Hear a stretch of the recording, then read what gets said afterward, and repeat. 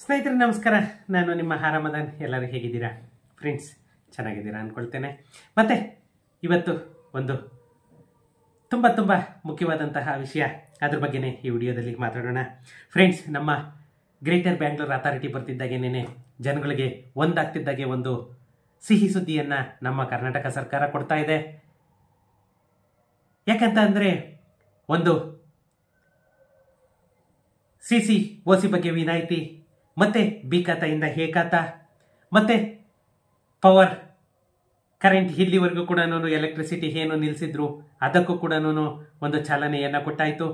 ಸುಮಾರು ಇದೇ ಥರ ಇನ್ನು ನಮಗೆ ಬೇಕಿರೋದು ಒಂದೇ ಒಂದು, ಎಷ್ಟೋ ಕೋಟಿ ಜನದ ಆಸೆ ಒಂದೇ ಒಂದು ಇವ್ರು ಈಡೇರಿಸಿಲ್ಲ. ಏನಂದರೆ ರೆವೆನ್ಯೂ ಖಾತಾ.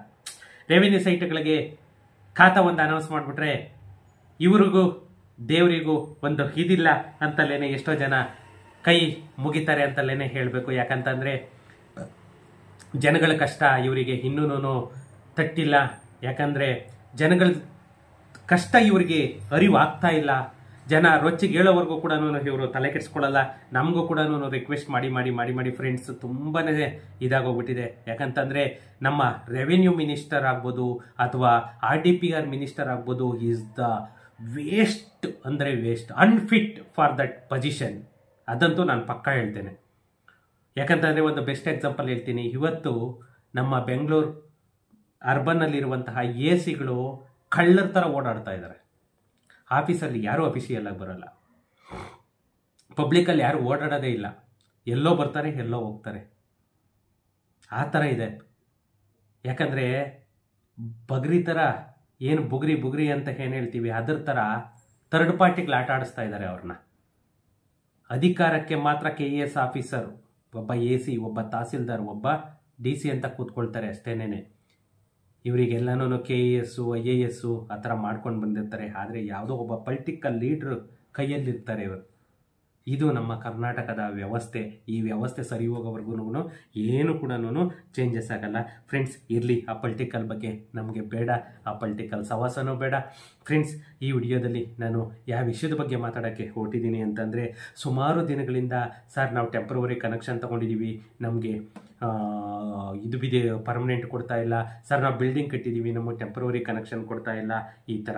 ಮತ್ತು COC ಏನು ಇದಾಗ್ತಾ ಇದೆ ಅದ್ರ ಬಗ್ಗೆ ಸ್ವಲ್ಪ ಹೇಳಿ ಸರ್ ಅಂತಂದು ಹೇಳಿ ಕೂಡ ಸುಮಾರು ಜನ ರಿಕ್ವೆಸ್ಟ್ ಮಾಡ್ತಾಯಿದ್ರಿ.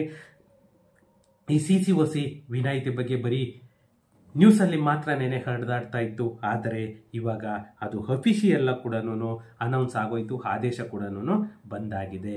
ಈ ವಿಷಯದ ಬಗ್ಗೆ ಈ ವಿಡಿಯೋದಲ್ಲಿ ಮಾತಾಡೋಣ ಫ್ರೆಂಡ್ಸ್. ಅದಕ್ಕೂ ಮುಂಚೆ ಇನ್ನೂ ನನ್ನ ಚಾನಲನ್ನು ಯಾರೆಲ್ಲ ಸಬ್ಸ್ಕ್ರೈಬ್ ಮಾಡ್ಕೊಂಡಿಲ್ಲ ಪ್ಲೀಸ್ ಸಬ್ಸ್ಕ್ರೈಬ್ ಮಾಡ್ಕೊಳ್ಳಿ. ಯಾಕಂದರೆ ಸುಮಾರು ಜನ ಹೊಸಬ್ರೆಲ್ಲ ನೋಡ್ತಾ ಇದ್ದೀರಾ. ಮತ್ತು ನಿಮ್ಮ ಸಪೋರ್ಟು ನನಗೆ ಶೇರ್ ಮಾಡೋ ಮುಖಾಂತರ ಮಾಡಿ ಅಂತ ಕೇಳ್ಕೊಳ್ತಾ ಫ್ರೆಂಡ್ಸ್, ನಿಮ್ಮ ಸಪೋರ್ಟ್ ಇಲ್ಲ ಅಂತಂದರೆ ನಾವೇನೂ ಮಾಡಲಿಕ್ಕಾಗಲ್ಲ. ಅದರಿಂದ ಪ್ಲೀಸ್ ಸಪೋರ್ಟ್ ಮಾಡಿ. ಏನು ನಮ್ಮ ಬೆಂಗಳೂರಿನ 1200 ಚದರಡಿ ವ್ಯಾಪ್ತಿ ವಿಸ್ತೀರ್ಣದ ಕಟ್ಟಡಗಳಿಗೆ CC ಮತ್ತು OCಯಿಂದ ವಿನಾಯಿತಿ ಸರ್ಕಾರದಿಂದ ಆದೇಶ ಕೂಡ ಪ್ರಕಟ ಮಾಡಾಯಿತು. ಏನು ನಮ್ಮ ಗ್ರೇಟರ್ ಬ್ಯಾಂಗ್ಳೂರ್ ಅಥಾರಿಟಿ ವ್ಯಾಪ್ತಿಯಲ್ಲಿ ಬರುವಂತಹ 1200 ಚದರ ಅಡಿಗಳಿಗಿಂತ, ಅಂದರೆ 30-40ಗಿಂತ ಕಡಿಮೆ ವಿಸ್ತೀರ್ಣದಲ್ಲಿ ನಿರ್ಮಾಣವಾಗಿರುವಂತಹ ಕಟ್ಟಡಗಳಿಗೆ ಸ್ವಾಧೀನ ಅನುಭವ ಪತ್ರ, ಏನು ಆಕ್ಯುಪೇಷನ್ ಸರ್ಟಿಫಿಕೇಟ್ ಅಂತ ಹೇಳ್ತೀವಿ, OC ಅಂತ ಏನು ಹೇಳ್ತೀವಿ ಅದನ್ನು, ಮತ್ತೆ CC ಏನು ಕ್ಲಿಯರೆನ್ಸ್ ಸರ್ಟಿಫಿಕೇಟ್ ಅಂತ ಏನು ಹೇಳ್ತೀವಿ, ಇದನ್ನು ಅವಶ್ಯಕತೆ ಇಲ್ಲ. 30-40ಗಾಗ್ಬೋದು ಅಥವಾ ಅದಕ್ಕಿಂತ ಕಡಿಮೆ ವಿಸ್ತೀರ್ಣ 20-30, 20-40 ಇದು ಯಾವುದಕ್ಕೂ ಕೂಡ ಅವಶ್ಯಕತೆ ಇಲ್ಲ ಅಂತ ಹೇಳಿಬಿಟ್ಟು ಕರ್ನಾಟಕ ಸರ್ಕಾರ ಆದೇಶವನ್ನು ಕೂಡ ಹೊರಡಿಸಾಯಿತು. ಏನು ಅಕ್ಟೋಬರ್ 9ರಂದು ನಡೆದ ಸಚಿವ ಸಂಪುಟ ಸಭೆಯಲ್ಲಿ ಈ ಮಹತ್ವದ ಒಂದು ತೀರ್ಮಾನವನ್ನು ಕೈಗೊಂಡಿತ್ತು.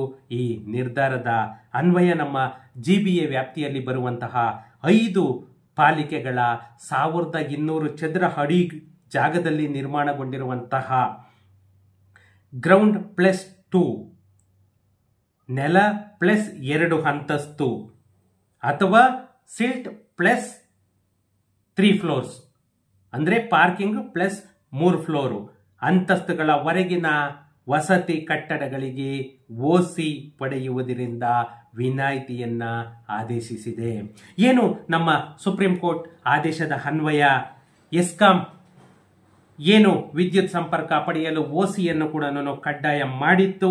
ಆದರೆ ನಕ್ಷೆ ಮಂಜೂರಾತಿ ಇಲ್ಲದೆ ಓಸಿ ನೀಡಲು ಯಾವುದೇ ಅವಕಾಶವಿರಲಿಲ್ಲ. ಯಾಕಂದ್ರೆ as per supreme court order. ಹೀಗಾಗಿ ನಮ್ಮ ಬೆಂಗಳೂರಿನ ಜನ ಸೇರಿದಂತೆ ರಾಜ್ಯದಾದ್ಯಂತ ಸುಮಾರು 3.3 ಲಕ್ಷ ಕಟ್ಟಡಗಳು ನಿರ್ಮಾಣಗೊಂಡರೂ ಓಸಿ ಇಲ್ಲದೆ ವಿದ್ಯುತ್ ಸಂಪರ್ಕ ಕೊಡದೆ ಪೆಂಡಿಂಗ್ ಉಳ್ಕೊಂಡಿದ್ವು. ಈ ಹಿಂದೆ ಏನು 1200 ಚದರ ಅಡಿ ನಿವೇಶನಗಳಿಗೆ ನಮ್ಮ ರಾಜ್ಯ ಸರ್ಕಾರ ವಿನಾಯಿತಿ ಬಗ್ಗೆ ಆದೇಶ ಕೊಟ್ಟಿತ್ತು. ಈಗ ಮತ್ತೆ ಕಾನೂನಿನ ಸಲಹೆ ಪಡೆದುಕೊಂಡು ಸಂಪೂರ್ಣ ಮಾಹಿತಿಯನ್ನ ಆಧರಿಸಿ ಓಸಿ ವಿನಾಯಿತಿಯನ್ನ ನಮ್ಮ ಕರ್ನಾಟಕ ಸರ್ಕಾರ ಆದೇಶವನ್ನು ಕೂಡ ಮಾಡಾಯಿತು. ಮುಂದಿನ ಕ್ಯಾಬಿನೆಟ್ ನಲ್ಲಿ ಸುಮಾರು 2400 ಚದರ ಅಡಿ ನಿವೇಶನಗಳಿಗೆ ವಿನಾಯಿತಿ ಸಿಗುವಂತಹ ಸಾಧ್ಯತೆ ಇದೆ ಅಂತ ಹೇಳ್ಬಿಟ್ಟು ನಮ್ಮ ನಗರಾಭಿವೃದ್ಧಿ ಅಧಿಕಾರಿಗಳು ಕೂಡ ಹೇಳ್ತಾ ಇದ್ದಾರೆ. ಅದಕ್ಕಿಂತ ಗುಡ್ ನ್ಯೂಸ್ ನಮಗೆ ಬೇರೆ ಇಲ್ಲ. ಅಪ್ ಟು 30-40 ಅಲ್ಲ, ಅಪ್ ಟು 50-80 ವರೆಗೂ ಕೂಡ ಇದು ಕೊಟ್ಬಿಟ್ರೆ ಇದಕ್ಕಿಂತ ಜನಗಳಿಗೆ ಒಂದು ಉಪಯೋಗ ಬೇರೆ ಇಲ್ಲ. ಫ್ರೆಂಡ್ಸ್, ಯಾರ್ಯಾರು ಟೆಂಪ್ರವರಿ ಕಲೆಕ್ಷನ್ಗೋಸ್ಕರ ಇದು ಮಾಡ್ತಾ ಇದ್ರಿ ಮತ್ತೆ ಪರ್ಮನೆಂಟ್ ಕಲೆಕ್ಷನ್ಗೋಸ್ಕರ ಇದು ಮಾಡ್ತಾ ಇದ್ರಿ, ಇವಾಗ ಆದೇಶ ಆಗಿದೆ. ನಮ್ಮ ಕರ್ನಾಟಕ ಸರ್ಕಾರ ಅಫಿಷಿಯಲಿ ಆದೇಶವನ್ನು ಕೂಡ ಹೊರಡಿಸಿದೆ. ನೀವು ಹೋಗ್ಬಿಟ್ಟು ಟೆಂಪ್ರವರಿ ಕನೆಕ್ಷನ್ ಇರೋರು ಪರ್ಮನೆಂಟ್ ಮಾಡಿಸ್ಕೊಳ್ಳಿ. ಇನ್ನು ಟೆಂಪ್ರವರಿ ಕನೆಕ್ಷನ್ ಕೂಡ ನಾವು ತಗೊಂಡಿಲ್ಲ ಅನ್ನೋರು ನೀವು ಎಸ್ಕಾಮ್ ಅಥವಾ ಬೆಸ್ಕಾಮ್ ಹತ್ರ ಹೋಗ್ಬಿಟ್ಟು ನೀವು ಅಪ್ಲಿಕೇಶನ್ ಅನ್ನು ಹಾಕಿ ನೀವು ವಿದ್ಯುತ್ ಸಂಪರ್ಕವನ್ನು ಕೂಡ ಇನ್ಮೇಲೆ ಪಡೆದುಕೊಳ್ಬಹುದು. ನಿಮಗೆ ಯಾವುದೇ CC ಬೇಕಿಲ್ಲ, OC ಬೇಕಿಲ್ಲ, ಮತ್ತೆ ಪ್ಲಾನ್ ಅಪ್ರೂವಲ್ ಕೂಡ ಅವಶ್ಯಕತೆ ಇಲ್ಲ. ಮತ್ತೆ ನಿಮಗೆ ಇನ್ನ ಒಂದು ಹೇಳ್ತೇನೆ, ನೀವು ಸೆಟ್ ಬ್ಯಾಕ್ ಬಿಡಬೇಕಾದ್ರೆ ಕರೆಕ್ಟಾಗಿ ಸೆಟ್ ಬ್ಯಾಕ್ ಬಿಟ್ಟಿರಿ. ಯಾಕಂದ್ರೆ ಮುಂದೆ ಫ್ಯೂಚರ್ ಅಲ್ಲಿ ನಿಮಗೆ ಅದು ವೆರಿಫಿಕೇಶನ್ ಆಗುತ್ತೆ. ಇವಾಗ ನೆಕ್ಸ್ಟ್ ಖಾತಾ ಕೊಡಬೇಕಾದ್ರೂ ಕೂಡ ನಿಮ್ಗೆ 100% ವೆರಿಫಿಕೇಶನ್ ಆಗುತ್ತೆ. ಬಿಲ್ಡಿಂಗ್ ಏನಾದರೂ ವಯೋಲೇಷನ್ ಇದೆಯಾ, ರೋಡ್ ಬಿಡ್ತು ಕರೆಕ್ಟಾಗಿದೆಯಾ, ಇದೆಲ್ಲನೂ ಇವಾಗ ಖಾತಾ ಕೊಡಬೇಕಾದ್ರೆ ನಿಮಗೆ ಅದನ್ನು ಮಾಡ್ತಾ ಇದ್ದಾರೆ. ಏನು ನಮ್ಮ ಕರ್ನಾಟಕ ಸರ್ಕಾರ ಒಂದು ಪ್ರೋಗ್ರೆಸ್ಗಳನ್ನು ಮಾಡ್ತಾ ಇದೆ, ಅದಕ್ಕೆ ಅಡ್ವಾಂಟೇಜ್ಗಿಂತ ಡಿಸ್ಅಡ್ವಾಂಟೇಜ್ಗಳನ್ನೇ ಜಾಸ್ತಿ ಹುಡುಕ್ತಾರೆ. ಯಾಕಾಗಿ ಅಂತಂದರೆ ಇವರು ದುಡ್ಡು ಮಾಡಬೇಕು. ದುಡ್ಡು ಮಾಡೋದಕ್ಕೋಸ್ಕರ ಇವರು ನಿಮ್ಮಲ್ಲಿ ಇರುವಂತಹ ತಪ್ಪುಗಳನ್ನು ಹುಡುಕೋದಕ್ಕೆ ಪ್ರಯತ್ನವನ್ನು ಪಡ್ತಾರೆ.